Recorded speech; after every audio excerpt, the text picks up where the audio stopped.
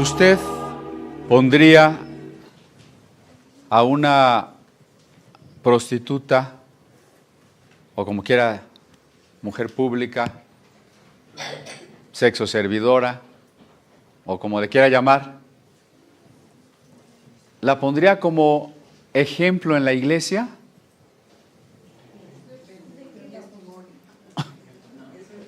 ¿La pondría como ejemplo en la iglesia? Normalmente no se pone. ¿La pondría como ejemplo en la Biblia?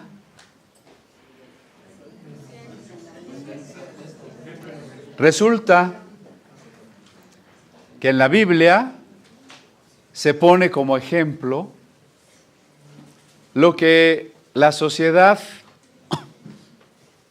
que se considere como en valores así un tanto, no sé, burgueses o algo así, decente. Pues no, las prostitutas son personas normalmente marginadas, rechazadas, usadas, explotadas, pero no integradas a la sociedad, a los grupos respetables, a las familias. Por eso es sorprendente que en la Biblia se ponga una mujer así, como un ejemplo, un buen ejemplo, ¿no? Porque yo pregunto, ¿la pondrían como ejemplo? Y ustedes dicen, ¿de qué? Bueno, si de un mal ejemplo, pues sí, pero de un buen ejemplo. Leo, por fe, Rahab la ramera no pereció juntamente con los incrédulos, habiendo recibido a los espías con paz. Estoy en Hebreos 11, versículo 31. Hebreos 11, 31. Continúa la lista de hombres admirables en la historia y la tradición judía y cristiana, como Enoc, que caminó con Dios, como el patriarca Abraham, como el legislador Moisés, y de repente una mujer, y peor que una mujer, una prostituta. Como que la lista aquí ya choca, ya se desvió. ¿Qué pasó aquí? ¿Por qué si tenemos una lista de gentes a las que consideramos de un ejemplo positivo, de repente nos pone una prostituta, o como traduce Casiodoro, una ramera, entre aquellos que son nuestro ejemplo de la fe? Resulta que antes de la conquista de la ciudad de Jericó, de la que estuvimos hablando la semana pasada, y que yo espero que les haya provocado muchas dudas, muchas preocupaciones, pero que también haya quedado claro que Josué, cuyo nombre en hebreo es exactamente el mismo que Jesús, es un prototipo de Cristo precisamente. Así como Moisés, o como José, o como Isaac, son figuras que anuncian al Mesías, que anuncian a Cristo. También Josué anuncia a Cristo, porque Jesús el Cristo, es ese conquistador que nos entrega finalmente la tierra prometida, que para nosotros es la meta de la resurrección. Ese Jesús que nos guía en la lucha para conquistar la tierra. Porque aunque la tierra se da por gracia, las bendiciones de Dios se dan por gracia, hay que arrebatarlas. Que una cosa sea por gracia no es en automático. Alguna vez les puse el ejemplo de que si usted asiste a donde se quiebra una piñata, todo lo que va a caer de la piñata es gratis. No le van a cobrar por recoger algo de la piñata. Es gratis. Pero ¿qué sucede si cuando las cosas que contiene la piñata están cayendo, usted no se arroja para tomar. Se queda sin nada. Por eso la Biblia nos habla de la gracia. Por eso a Josué lo primero que se le dice: esfuérzate y sé valiente. Porque la gracia es gratis, es inmerecida, no tiene que ver con que yo la haya ganado o no. Pero la gracia también requiere que yo la arrebate. Decía Jesús, el reino de los cielos es arrebatado por los valientes, es arrebatado por los violentos. No está allí nada más, como si se me diera con los brazos cruzados. Por eso la tierra de Canaán era un regalo de la promesa y del pacto, pero había que conquistarla. Y ahí es donde estuvo el problema, si usted recuerda. ¿Cómo vamos a conquistar una ciudad que está llena de gigantes? Y aquella generación murió en el desierto. No olvidemos el nexo entre el verso 29 y el verso 30 de Hebreos 11. Por la fe pasaron el mar. Ahí todos los hebreos tienen fe. Pero los hebreos no entraron en Canaán. ¿Por qué? Porque después perdieron la fe. Después de tantos domingos insistiendo con la carta a los hebreos, que la advertencia fundamental de la carta es: cuidado con la apostasía, no perdamos la fe, no nos vaya a pasar lo mismo que le pasó a los hebreos, ¿no? Sígueme con la cámara. Sí, de repente más lejos, más cerca, de repente los que están durmiendo también, para que no se aburran allá a la distancia. Acuérdense que los hebreos salieron como nosotros hemos sido salvados, pero los hebreos no entraron, no llegaron a la meta. La pregunta es, ¿nosotros llegaremos a la meta, que es la resurrección? Porque andar por el desierto o conquistar la tierra tiene sus riesgos. Y ya hemos insistido en que para el cristiano hay 3 riesgos principales. El deseo de quedarse en una vida carnal, mundana, de riquezas, de placeres, puede ser causa de apostasía. Las doctrinas falsas, realmente Cristo va siendo hecho de lado y ya no ocupa el centro como Salvador y Señor. Y la tercera, la persecución que no queramos soportar, ¿no? Son los riesgos de quedarnos sin fe. Son los riesgos de no conquistar la tierra. Entonces hemos explicado que la conquista de Jericó no es necesariamente un relato histórico literal.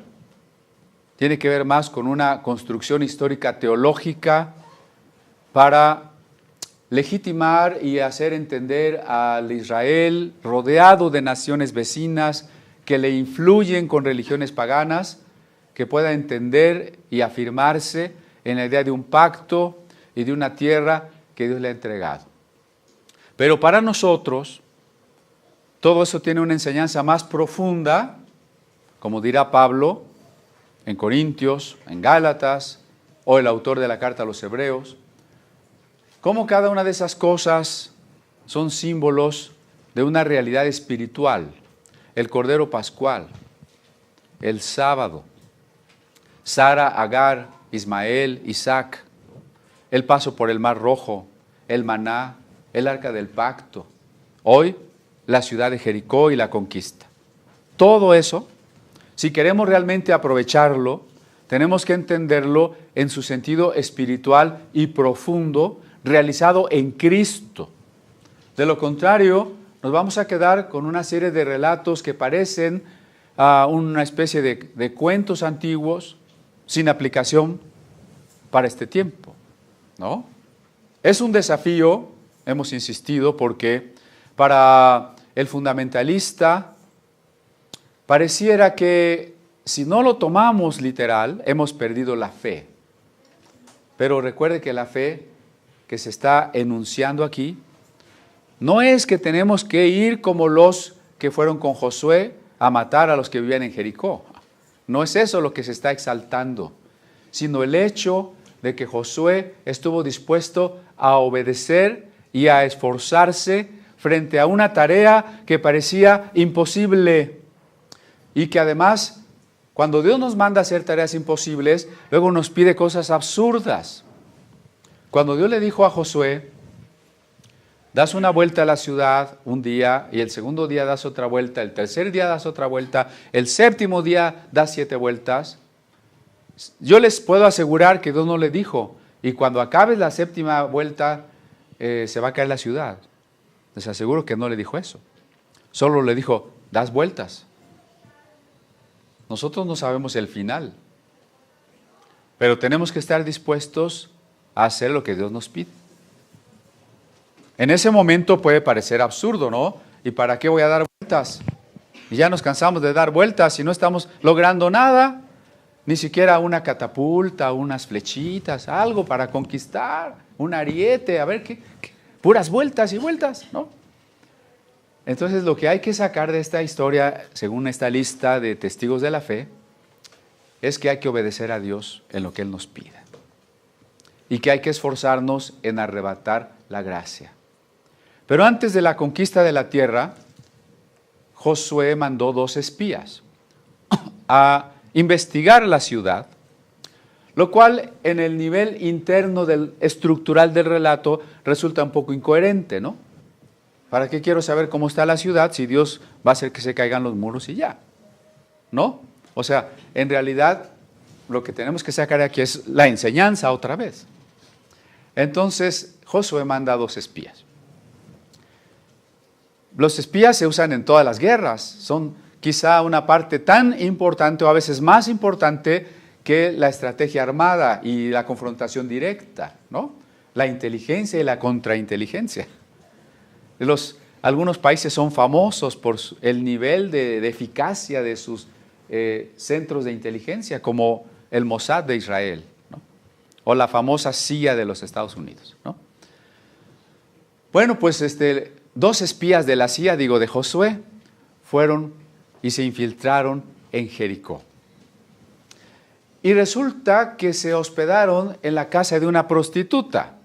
Bueno, eso ya está medio cuestionable, ¿no? ¿Qué andaban haciendo esos muchachos en la casa de una prostituta, ¿no? Bueno, el punto es que se quedaron allí y en la ciudad hubo sospechas o de alguna manera se enteraron de la posibilidad de que hubiera espías o que en particular 2 hombres habían entrado subrepticiamente en la ciudad.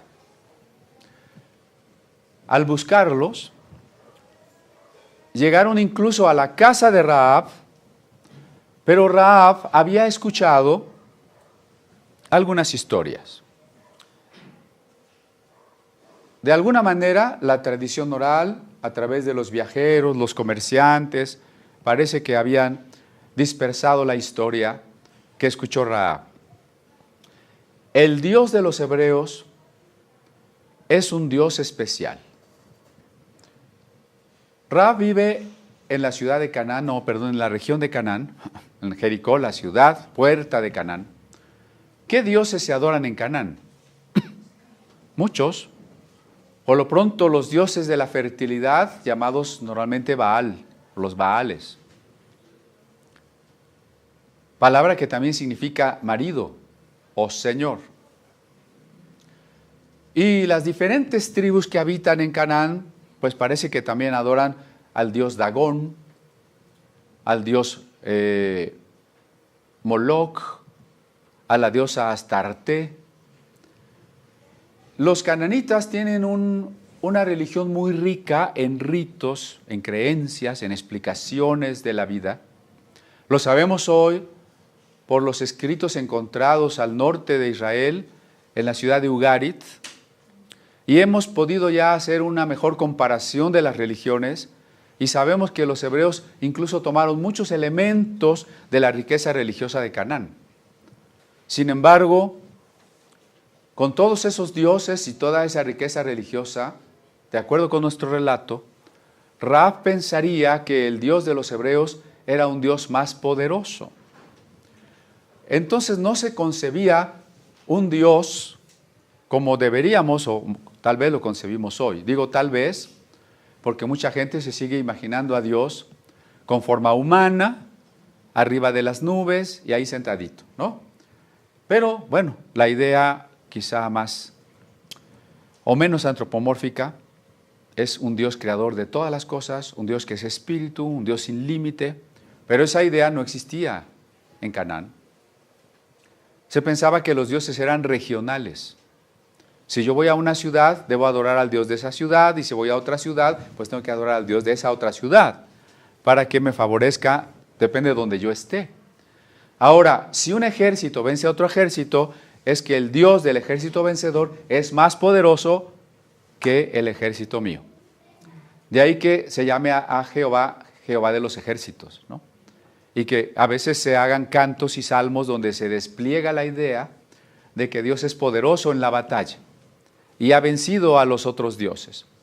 De tal forma que Israel se hacía fuerte, sobre todo en las montañas, porque no usaba caballos, ni tampoco usaba armas de mezclas de metales, sino solo armas de cobre. Y muchas veces pensaban que Jehová era el Dios de la montaña. Bueno, entonces Rahab dice, bueno, si los hebreos tienen un Dios que ha vencido a los egipcios y sacó al pueblo de Egipto, y luego antes de llegar a Canaán, los hebreos se habían enfrentado a dos reyes. ¿Se acuerdan que la frontera para entrar a Canaán es el río Jordán? Antes del Jordán, Israel ya había invadido dos reinos, mencionados en Salmos como el 136, en el Pentateuco, y es Og, rey de Basán, y no, el otro, bueno, dos reyes, en la Transjordania, ¿no? A ver, Salmo 136, para que no lo dejemos pendiente. Dice, en el versículo 19, a Sehón, rey amorreo, y el 20, y a Og, rey de Basán. Entonces se supone que los pueblos de Canaán ya estaban un tanto cuanto temerosos, porque las tribus nómadas confederadas que venían del desierto habían vencido ya dos reyes poderosos. Así que sí representaban un peligro real para las ciudades de Canaán. Entonces Rahab dijo, el Dios que trae este pueblo es más poderoso. Entonces, pues yo quiero estar con ese Dios, ¿no? Rahab no era una teóloga. ¿Por qué lo digo? Porque a veces tenemos ideas un poco equivocadas, no todas nuestras doctrinas son correctas, pero Dios ve otra cosa. En nuestro tiempo, en nuestro caso, lo importante es qué hemos creído acerca de Cristo, ¿no? A veces me preguntan, oye, pero si una persona todavía hace esto o cree esto, ¿se puede salvar? Yo le digo, lo que la Biblia dice es, el que cree en el Hijo tiene la vida, el que no cree en el Hijo no tiene la vida. No dice, el que todavía cree en tal cosa o el que todavía no entiende tal pasaje, sino, ¿cuál es la clave de la salvación o de la condenación? Cristo. El que cree en Cristo tiene la vida, el que no cree en Cristo no tiene la vida. Estamos en el aniversario 500 de la Reforma, ¿no? Obviamente no todo sucedió en el mismo año, no todo sucedió en 1517, pero es buen momento para recordar. Por ejemplo, Juan Calvino aprobó la condena que el Consejo de Ginebra hizo del doctor Miguel Servet, porque Servet no creía en la Trinidad a la manera que Calvino creía en la Trinidad. Un cierto deísmo inglés como el de Isaac Newton entendía a la divinidad de otra manera. Creían en Cristo, pero no creían en la Trinidad. Entonces Servet fue quemado en la hoguera, ¿no? Yo me pregunto si cuando Dios nos va a juzgar, nos hará un examen de teología. A ver, ¿creíste esto y esto y esto? A ver, explícamelo. ¿Sabes que esto no lo creíste? Esto no estaba bien, esto lo creíste mal. Todos estaríamos reprobados y todos nos vamos para abajo, ¿no? Entonces no es lo que creí, lo que en cosas secundarias, y no estoy diciendo que la Trinidad sea secundaria, pero estoy diciendo en cuanto a salvación, la clave es: ¿aceptas que Jesús te ofrece, te regala la salvación? ¿Crees que Jesús murió, resucitó por ti? ¿Sí o no? No solo Rahab no era teóloga, el ladrón que estaba colgado a un lado de la cruz tampoco era teólogo, y su oración es muy extraña: acuérdate de mí cuando vengas. Yo creo que ninguno de nosotros se convirtió así, con esa oración. Y sin embargo Jesús le dijo: hoy estarás conmigo en el paraíso, ¿no? Y al igual que la prostituta, él también es un mal ejemplo tomado como buen ejemplo. O sea, un ladrón y una prostituta. El punto es que tanto el ladrón como la prostituta oyeron o entendieron algo acerca de Dios y anhelaron. ¿Se acuerda cómo dice Jesús? Bienaventurados los que tienen hambre. La prostituta y el ladrón tuvieron hambre. ¿Entendieron todo? No. ¿Todo estaba revelado? Tampoco. Ni en el caso del ladrón se había entendido claramente quién era Jesús y por qué moría, y mucho menos que iba a resucitar. Como en el caso de Rahab, no se entendía que un día iba a venir un Mesías, que era el cumplimiento de lo que Josué estaba haciendo. No se entendía todo, pero lo que hubo fue una hambre espiritual, un deseo por la verdad, que eso es algo que nosotros a veces no vemos en la mayoría de la gente, ¿no? Y que sucede aún en el campo de la filosofía, ¿no? Como podrá quizá secundarme Avi o Beto, ¿no? Mucha gente escoge una corriente filosófica no por su lógica, no por sus demostraciones palpables, sino porque de antemano ha escogido algo, y esa corriente filosófica le justifica, le da herramientas y le dice: estás bien, por ahí vete, ¿no? Entonces, lo primero es el hambre. Lo primero es el sincero deseo de conocer la verdad por la verdad, no por lo que yo quiero, yo por lo que me gustaría o por lo que quiero justificar, ¿no? Bueno, el punto es que esta mujer le dijo a los espías: escóndanse aquí. Los escondió. Cuando le preguntaron, ella dijo: no sé. Por supuesto que esto será tema de otra plática que nos llevará más tiempo, porque en la Biblia hay varios ejemplos que nosotros llamaríamos mentiras, ¿no? ¿Por qué ella dice que no están y sí están? ¿Por qué las parteras mintieron al faraón y no mataron a los niños? Y son mentiras, desde una perspectiva legalista son mentiras, ¿no? Entonces lo sorprendente es por qué son mentiras en las que Dios bendijo a los que las dijeron. ¿No es interesante? Que veamos que entonces la ética tiene como objeto al prójimo y no a las reglas, que decía Jesús: el sábado existe por causa del hombre y no el hombre por causa del sábado. Entonces, nosotros no estamos para cumplir las reglas están como un instrumento para el fin, y el fin es el prójimo, el fin es el hombre. Perdón, ando un poco ronco. Aquí hay muchos lugares, mire, pasen por favor. No vayan a decir, no se vayan a poner de mentirosos y digan: el pastor ya dijo que Dios nos va a bendecir si decimos mentiras. No me vayan a calumniar, por favor. Estoy diciendo que frente a ciertas situaciones donde las prioridades pueden ser la protección del prójimo, muchas reglas tienen que supeditarse a ese fin, ¿no?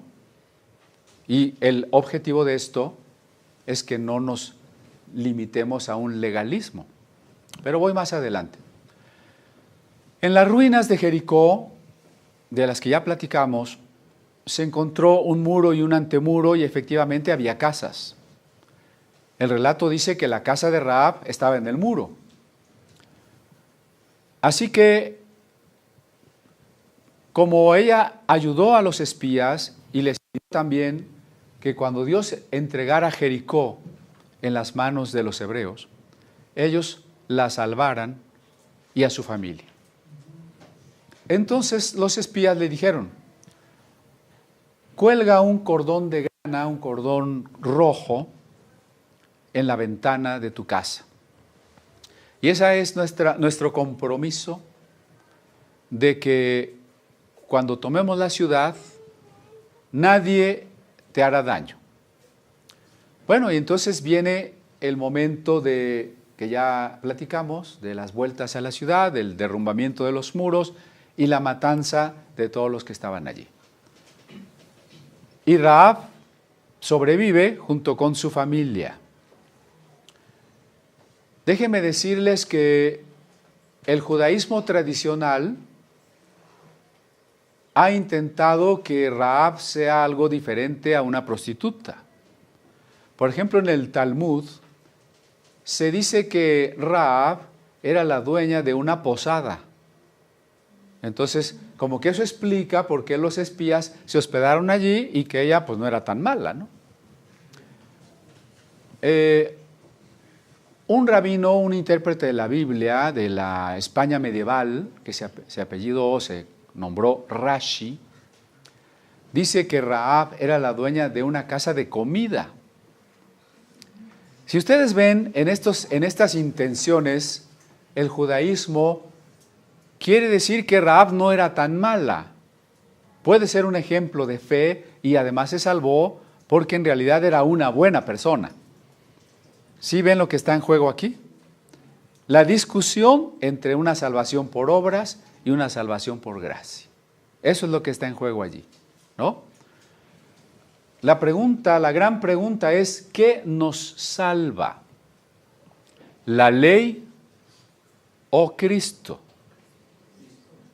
Porque les he advertido varias veces que los judaizantes están de moda y están pegando con tubo, ¿no? Porque al orgullo humano le gusta que le digan: tú puedes hacer algo por tu salvación. Yo puedo, bueno. Qué bonito eso de hacer algo, ¿no? A veces preferimos hacer algo que aceptar que la salvación es gratis. Estaríamos más dispuestos si nos dijeran: te tienes que ir de rodillas de aquí hasta no sé dónde, que a creer simplemente que es gratis.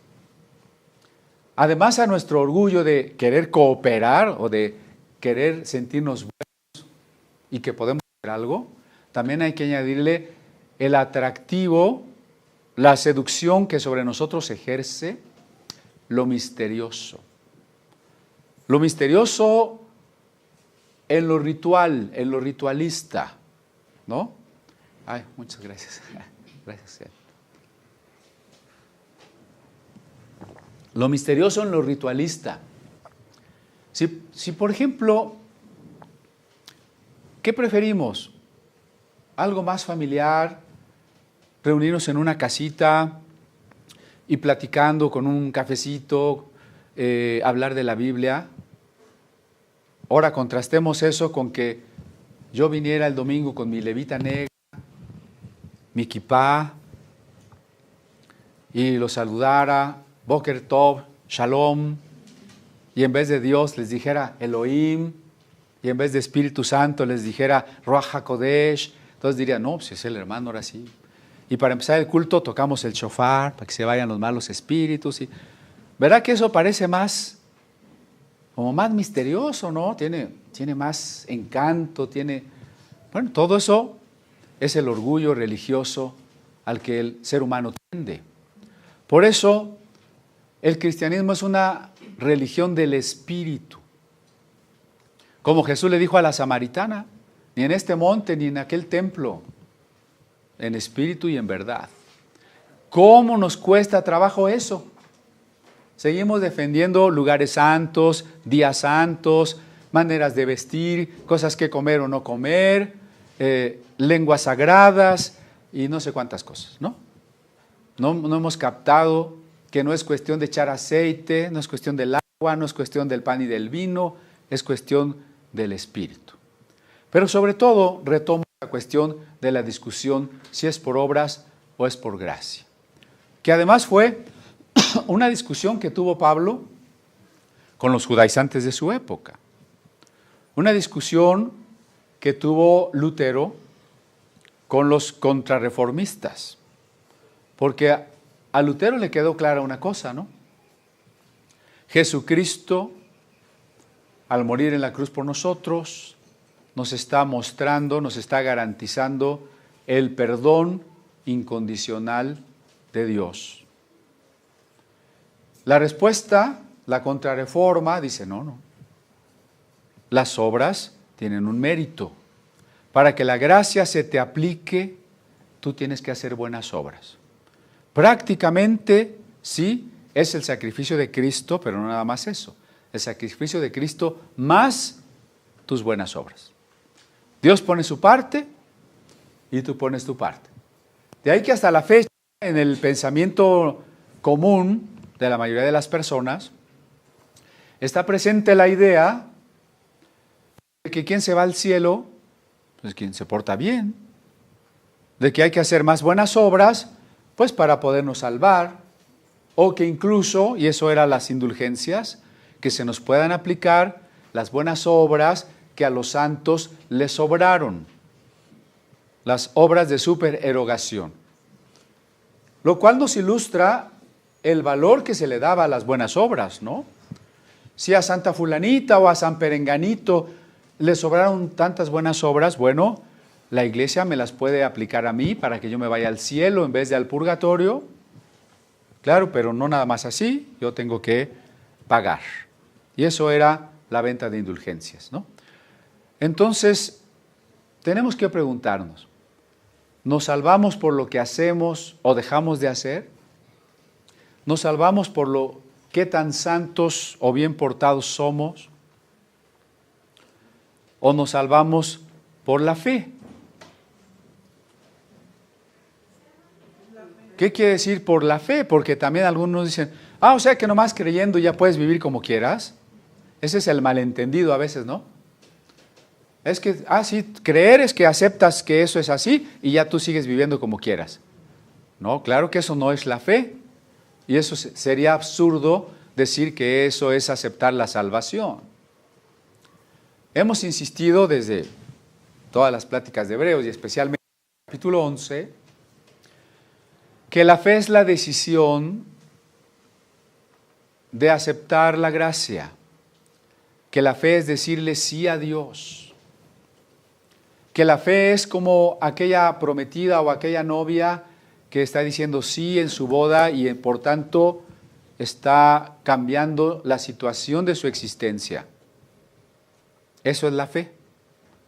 La fe no nos gana la salvación, no nos la compra, porque también hay algunas corrientes protestantes que piensan que ni siquiera la fe, porque la fe ya sería una obra. No, la fe no es una obra. La fe es lo contrario de las obras. La fe es una decisión. ¿De qué? De aceptar lo que Dios hizo. ¿Por qué la fe es lo contrario de las obras? ¿Por qué la fe es lo contrario de la ley? Esto es importante, a lo mejor de repente es un poco complejo.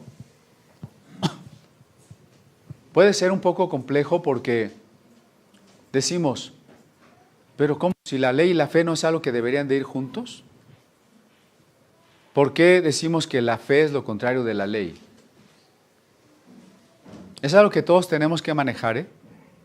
Porque tarde o temprano alguien lo va a discutir con nosotros. La ley, dice Pablo, exige que yo viva por las cosas que la ley ordena. Es decir, la ley es lo que yo tengo que hacer. ¿Quién lo tiene que hacer?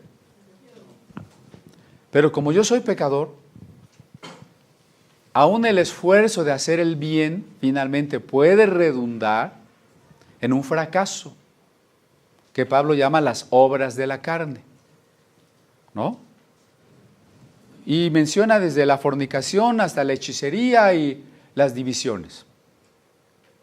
Aún haciendo cosas buenas como estudiar la Biblia, podrían surgir obras de la carne enlistadas allí en Gálatas como una que se llama herejías, ¿no? Aún trabajando en la iglesia podría haber una obra de la carne que está también ahí en la lista que se llama divisiones.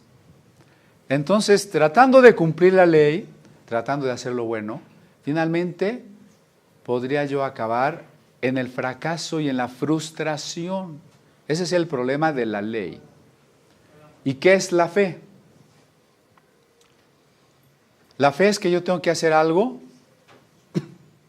¿O la fe es aceptar lo que Dios hizo? Aceptar que Jesús murió por mí en la cruz. Aceptar que Jesús resucitó.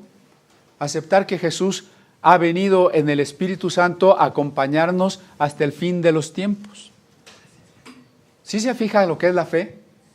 La fe es aceptar las cosas que Dios hace. La ley es tratar de hacer las cosas yo. Por eso la ley y la fe son excluyentes. Por eso vuelvo a Rahab.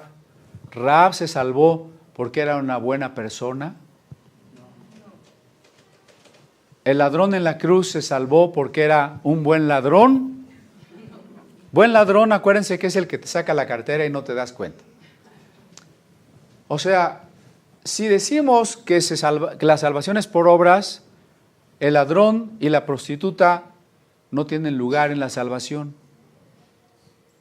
Por eso a los fariseos, que sí pensaban que la salvación era por obras, les escandalizaba y criticaron a Jesús porque Jesús comía con las prostitutas y con los ladrones, exactamente con las prostitutas y los ladrones. Y recuerden que en el contexto bíblico, comer es tener comunión, es ser amigos. Y entonces le llegaron a decir a Jesús, tú no eres profeta. Si fueras profeta, no te dejarías tocar por esta prostituta, otra prostituta, ¿no? No te dejarías tocar por esta prostituta. Y criticaban a Jesús, que él no podría ser el Mesías porque comía con ladrones y prostitutas. Si la salvación es para los buenos, si la salvación es por obras, ni los ladrones van a poder entrar al cielo, ni las prostitutas tampoco, y usted y yo tampoco. ¿No? Estamos perdidos. Y usted me va a decir, no soy ladrón ni prostituta, bueno, pero otra cosa, sí. Y cada quien sabe sus pecadotes que trae cargando, ¿no? Si la salvación fuera para los buenos, ya perdimos. La salvación es un regalo inmerecido, porque tanto amó Dios al mundo que dio a su Hijo. Por eso ese esfuerzo de la tradición judía por decir que Rahab no era una prostituta, sino la dueña de un lugar de hospedaje, no es más que tratar de justificar la creencia que hasta la fecha en la rama judía ortodoxa. Nos salvamos portándonos bien. Nos salvamos tratando de ser buenas personas. Y en ese sentido, muchas otras religiones, incluyendo ramas del cristianismo, tienen ese error, pues, ¿no? Pero la enseñanza de Dios es otra. Nosotros podemos haber sido personas pecadoras, como de hecho lo somos, pero es evidente que hay diferencia entre los pecados. Por un lado, hay gente más pecadora que otra. Eso hay que reconocerlo, ¿o no? Digo, no es el mismo pecado el que tiene un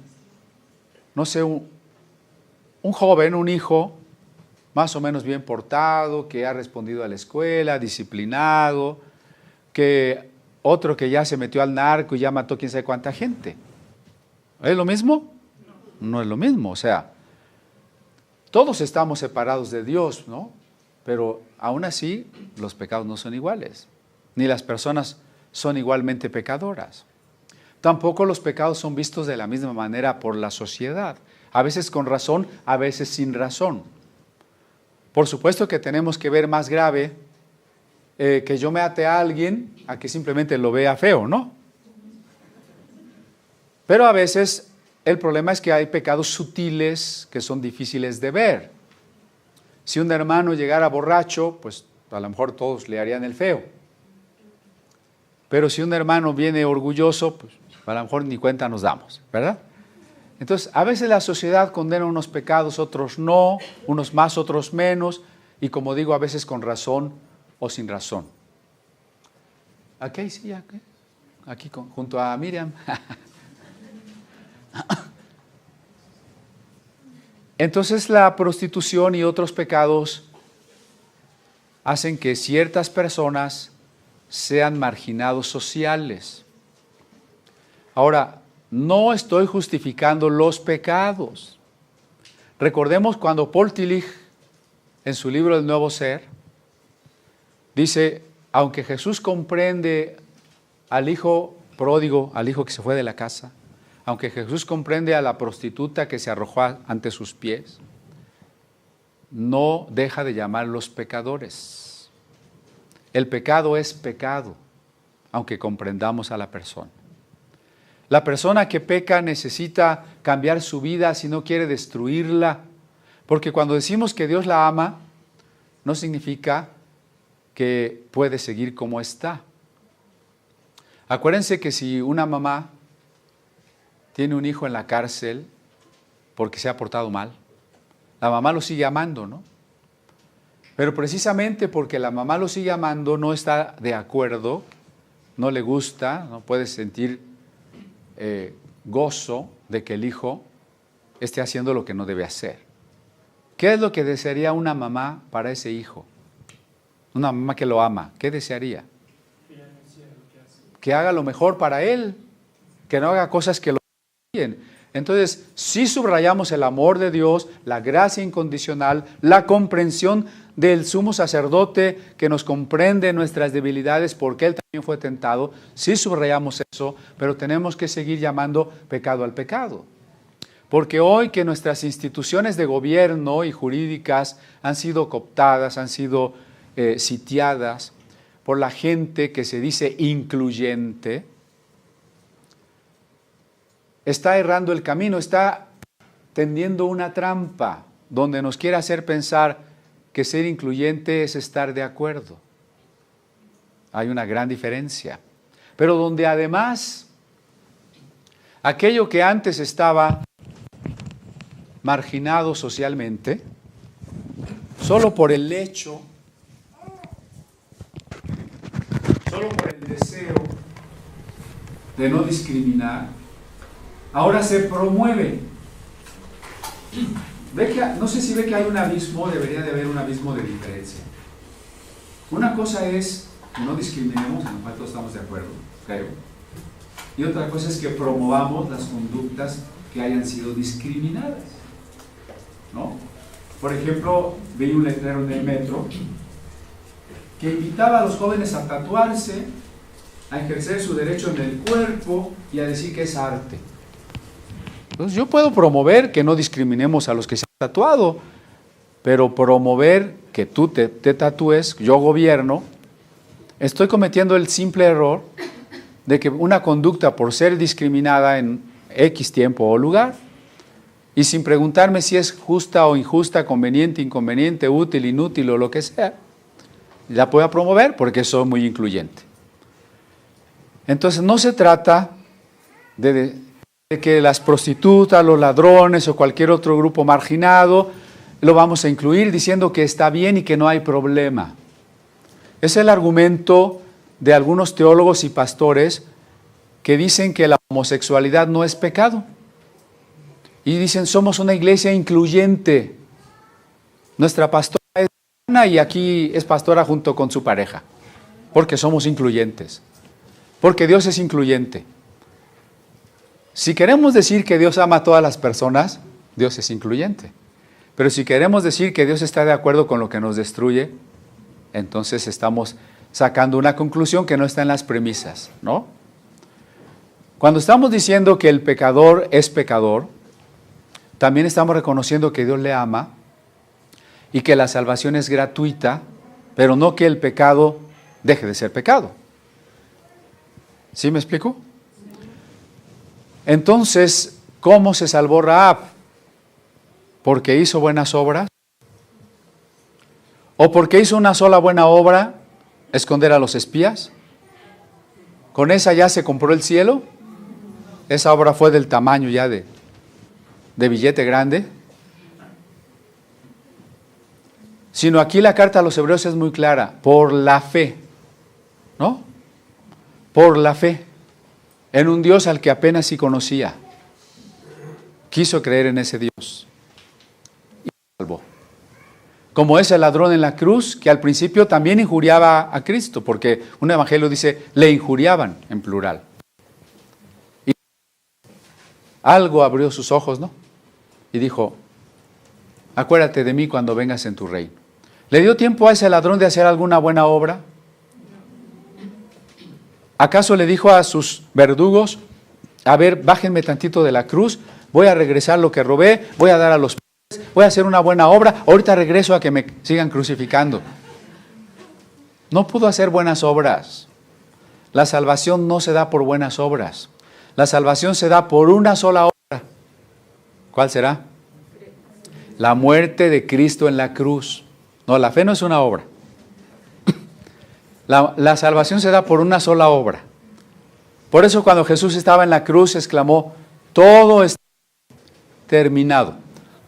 Todo está consumado. Todo está completo. Y leímos en Hebreos 9 y 10 que Cristo murió una sola vez. Y que con esa única vez hizo perfectos a los santificados, ¿no? Entonces la salvación se da por una sola obra. Una sola vez en la historia del mundo, una obra suficiente para santificarnos. No se da por buenas obras nuestras. Yo quisiera, suponer que todos lo hemos entendido. Porque va a haber muchas personas de diferentes corrientes que van a insistir en que la salvación se gana, que se paga por ella, que hay que hacer pactos con Dios, que hay que hacer peregrinaciones, que hay que cumplir los mandamientos, que no hay que comer ciertas cosas, que hay que ir a lugares sagrados, que hay que hacer ciertos rezos o ciertas misas para ganar la salvación. La salvación no se gana, la salvación se recibe.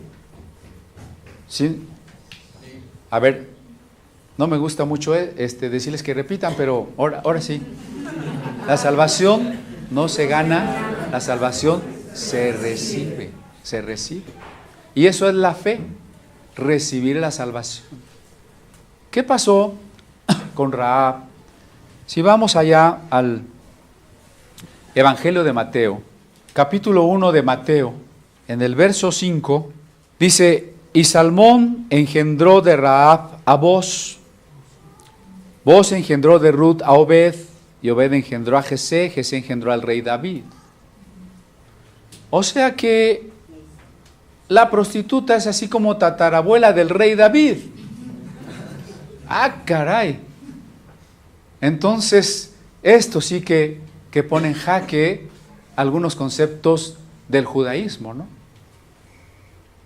Si nos salvamos por guardar la ley de Moisés y uno de nuestros más grandes personajes, aquel a quien se le prometió el reino eterno es el rey David, ¿cómo es posible que entre sus ancestros él haya surgido de una prostituta? Con razón, algunas tradiciones judías quieren decirnos que Rahab no era una prostituta, ¿no? Bueno, déjenme decirles que David tampoco era una persona muy bien portada. El libro de Crónicas sí pretende retratarlo así, pero los libros de Samuel a veces lo presentan más casi como una especie de bandolero, ¿no? Al menos en sus principios. ¿Por qué? Porque no es por obras. ¿No ya vimos en la historia de José cómo eran los hermanos de José? ¿No trataron de matar a José? ¿No lo vendieron como esclavo? ¿No después Dios los transformó, los perdonó y son los patriarcas? Y así de cada uno, ¿no? Ya vimos los defectos de Abraham. Ya vimos las fallas de Moisés, que ni siquiera entró a la tierra prometida por una de sus fallas. Es la gracia de Dios. Entonces, finalmente, en el Evangelio de Mateo, se nos deja ver que las mujeres que tenían poca importancia o importancia secundaria en algunos pueblos del Medio Oriente y otros del oriente de acá de Zaragoza también, ¿verdad? Pero que Dios lo que hace es incluirlas en esa dignidad que tiene todo ser humano, porque todo ser humano, hombres y mujeres, somos a imagen de Dios, ¿no? Cuando Cristo murió por hombres y mujeres. Así que cuando la Biblia dice de tal manera amó Dios al mundo, son hombres y mujeres. Cuando la Biblia dice que todos hemos pecado, son hombres y mujeres. Y cuando la Biblia dice que el Espíritu Santo es para todos los que crean, son hombres y mujeres. Y esto tenía que quedar claro en el Nuevo Testamento, en la iglesia, a diferencia de las creencias y prácticas judías. Por lo pronto, para ser reconocido como verdaderamente judío, y especialmente para ciertas tareas como el sacerdocio o la realeza, habría que demostrar que realmente descendíamos de las tribus correspondientes, de la tribu de Leví para el sacerdocio, de la tribu de Judá para la realeza, ¿no?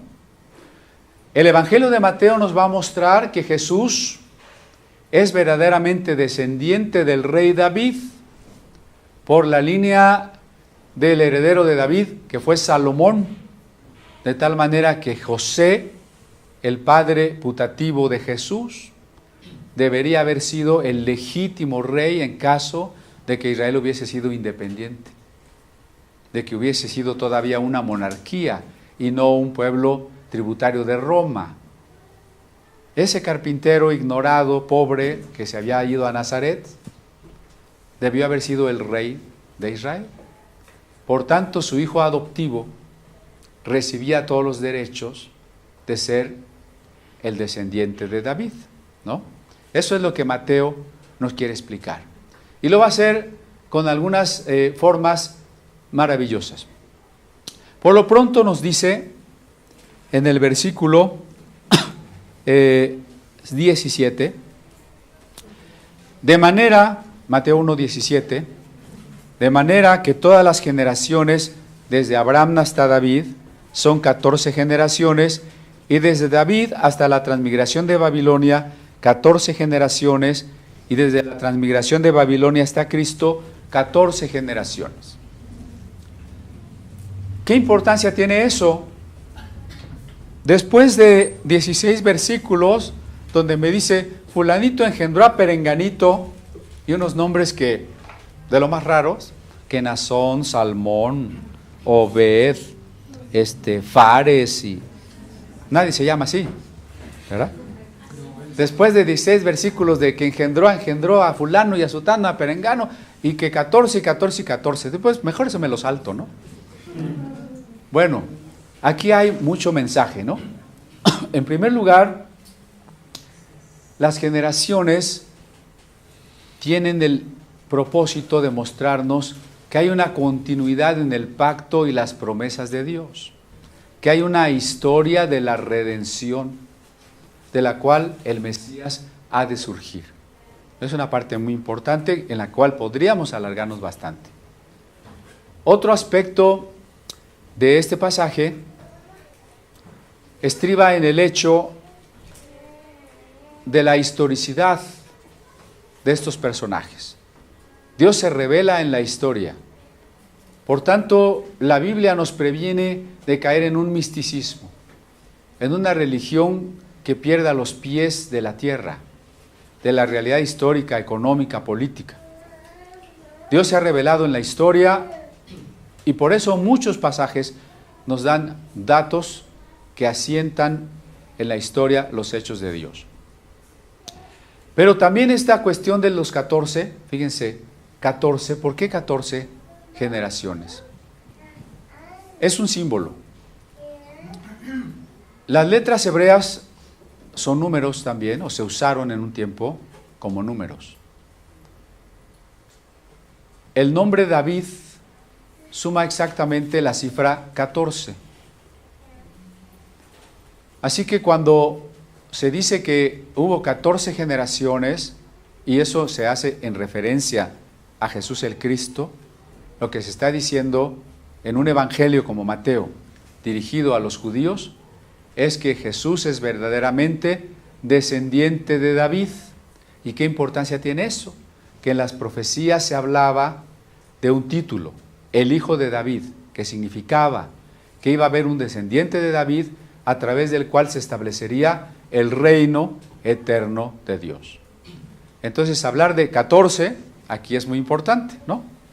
Significa el nombre de David y significa, por tanto, que en Jesús se establecerá el reino eterno de Dios. Pero el 14 está 3 veces, porque el 3 es signo de lo divino, pero también aquí de las 3 etapas a las que se refieren las genealogías. La primera es de Abraham hasta David, es decir, la época de los patriarcas y los jueces. De David a la transmigración de Babilonia es la época de los reyes y los profetas. Y de Babilonia a Jesús es la época de los sabios y de los escribas, ¿no?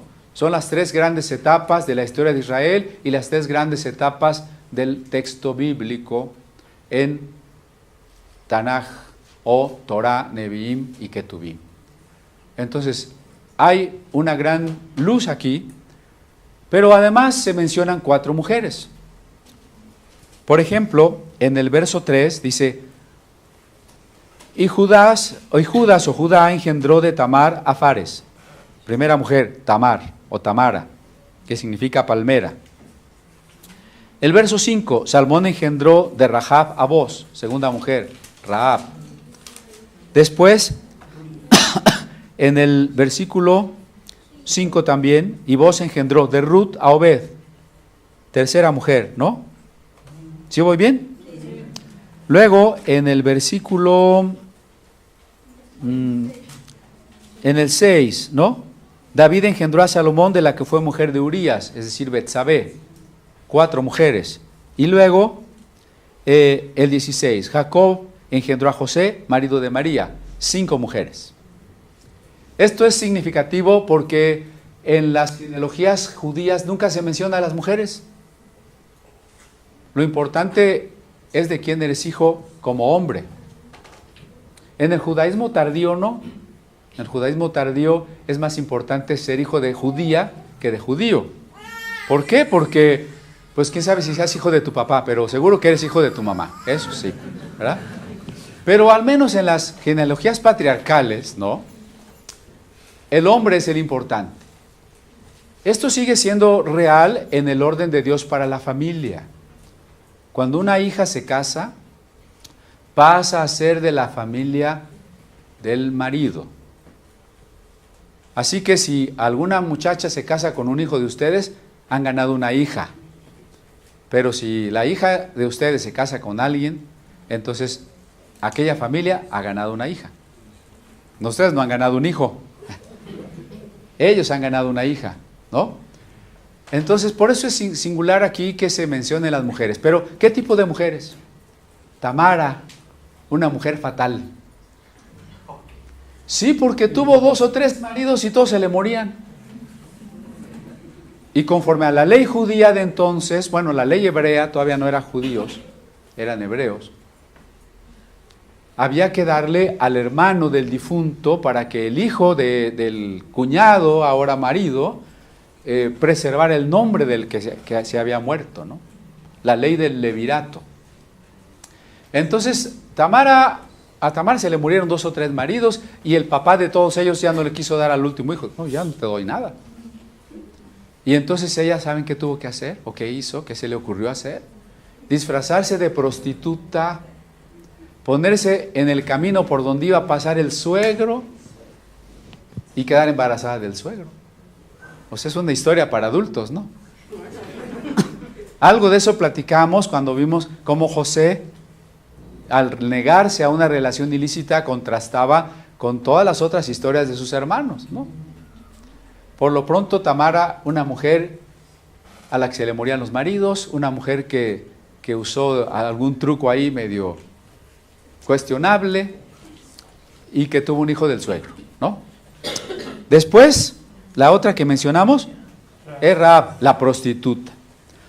Luego Ruth, una mujer que no era como Rahab, tampoco era del pueblo de Dios, ni Rahab ni Ruth.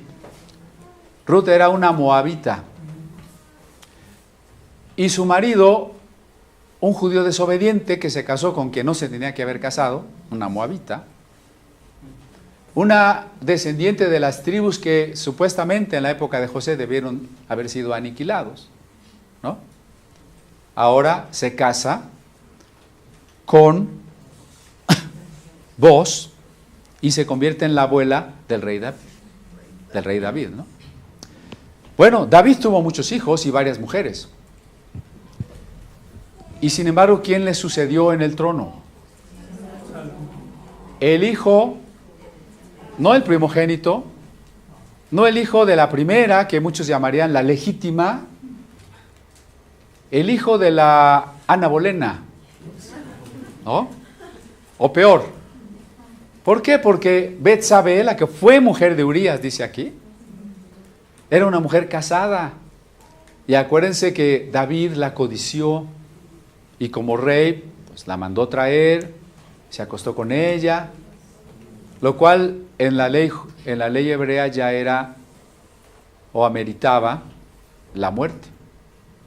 Pero él pensó que nadie se iba a enterar, que no iba a pasar nada, resultó que ella quedó embarazada.